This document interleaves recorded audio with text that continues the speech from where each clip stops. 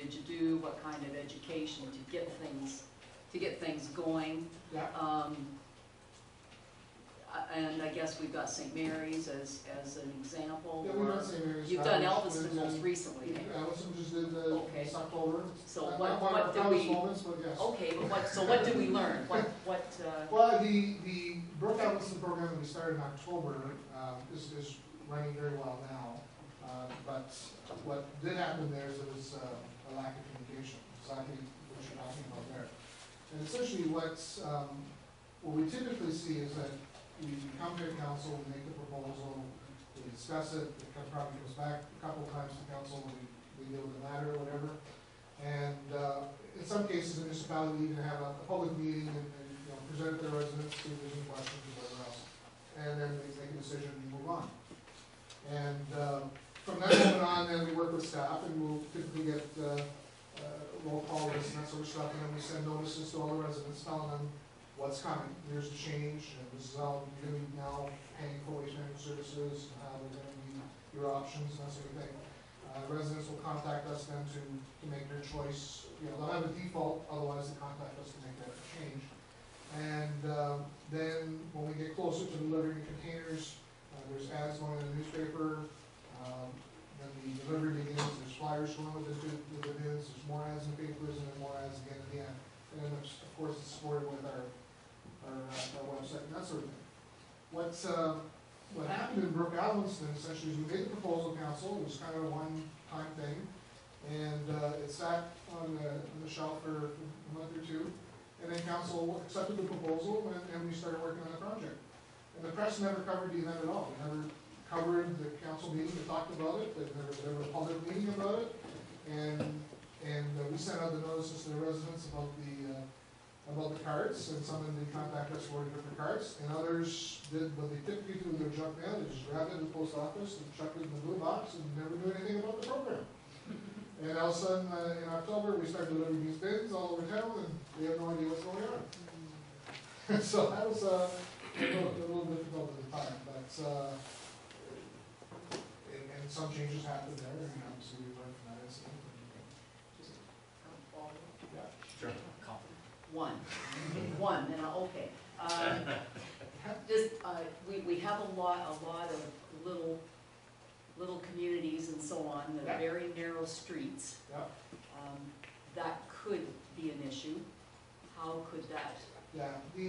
Will those trucks work down these little narrow subdivisions and go these trucks actually are more maneuverable than the vehicles we use now. They're actually shorter wheelbase and they can work in tighter areas. Having said that, one of the areas that we do have issues with is certain vending, and specifically probably the northwest corner. And it's very, I think in the proposal we also listed at that point, we kind of leave that one aside and just keep on the manual system and just convert the rest of the community. And then we look at it closer and see what's feasible. And I mean, there's some areas, if you had to, you could do it. I just went to Key West not that long ago and then see the tighter they ran down, and that's what they're doing down there. But at the same time, it's not something where you have to do it. And if manual system works in those areas, then that's what we're doing. Mark? Yeah, okay, it works on the average output, right? So the average household does 1 or 2 bags for 6 bags. What about, like, I know you're 22 leaves and you've got 4 years of pizza crusts. You suddenly have to clear out a room and you got a whole bunch of extra bags. Yeah. How does the average family handle something like that? Okay. Well, those once in a while things. Yeah, every once in a while thing. I mean, you want to pick a container that suits your regular needs, no doubt, with a bit of flexibility. Okay. But yeah, you'll run into cases where you're doing your leaves and you're 22 bags or maybe or whatever. There's a couple options there. Well, 3 really. In some cases, the municipality says, too bad, we're only collecting some container. Beyond that, you're on your own hire contract. Okay, that's one option. It's your call.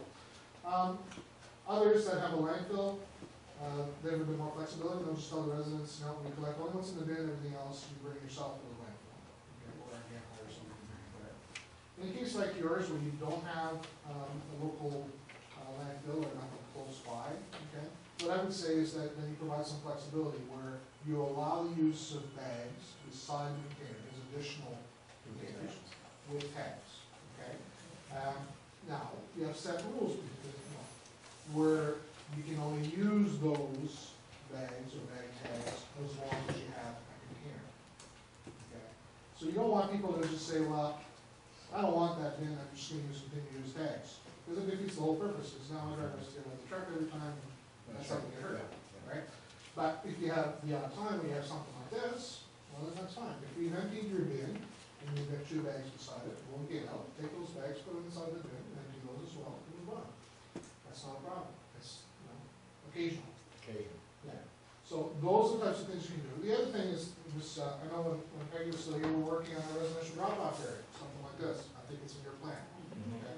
That also provides you another option for your residents that if they don't want to put it out the side, they can bring it to, this is kind of your substitute for a landfill. It's an eco-center or residential drop-off area. But that's, that's totally up to you. I think it's something you're looking at some side of town here. Deputy Mayor Day? Well, Francis, you're definitely a visionary. You're very cutting edge. I did have opportunity to speak to some people about this idea, and I've heard some interesting reactions, particularly from people in the rural area, who are concerned on a couple of levels. One is that they have long lanes, and large bins are difficult to navigate. Usually a blue box you can put in the back of your car or your truck and just drop it at the end of your lane. Yeah. And the other concern was, I think rural people tend to be more independent, and they don't really like to have their garbage photographed and, kind of the little big brother, phenomenon which they're cautious about. And and I appreciate the privacy issues too. People want some independence, and they're concerned about that. The government's getting so much data collected on us that it's getting overwhelming. So, how do you respond to those kind of things? First of all, is there any kind of or can we get bins that don't have RFIDs in them? Or do they have to have RFIDs in them that you're collecting data on that? Or is there a hybrid system where the rural people use blue bins and the urban use the automated system? Is there a hybrid approach to address these issues? I mean, it's always a possibility. You're not beyond doing that. Different communities have different levels of services for different parts of their communities. I can think of some, for example, in North, the municipality of North Perth. In their case, they do very much what Peggy was asking about. In the urban areas, everybody gets collected weekly, and in the rural areas, everybody's bi-weekly. So, in their case, slightly different split between the urban and rural than your experience here. So, I mean, no, that's always a possibility.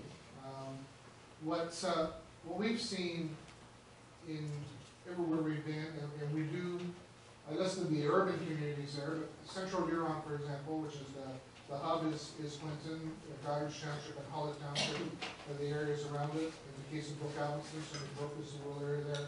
We have these bins in the rural area, and they are working very well. It is a concern that we hear from rural residents, what am I going to do with this bin? Right now, I take my bag and my blue box, put it in the back of the pickup, or in the back of the trunk, bring it out the curb, what am I going to do now? I'm not going to lift this container. And we certainly don't want you to lift that container, that's for sure. But what we've seen in those cases is we've seen 3 things.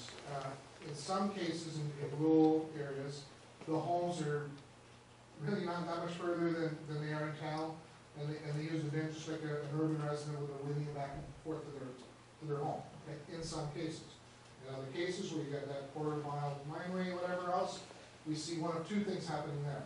Some of them do bring it back and forth, and they typically do it with the help of some mechanism. So they have little hooks that they hook onto the container, the hitch of their pickup truck, or their car, the trunk lid of the car, whatever else, or their 4-wheeler, usually bring back and forth that way.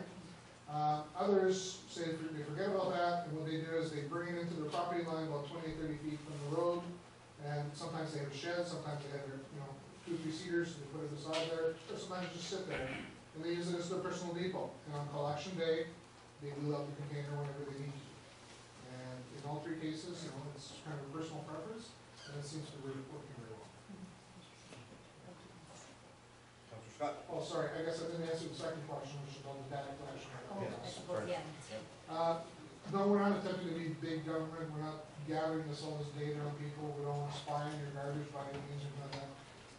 We're using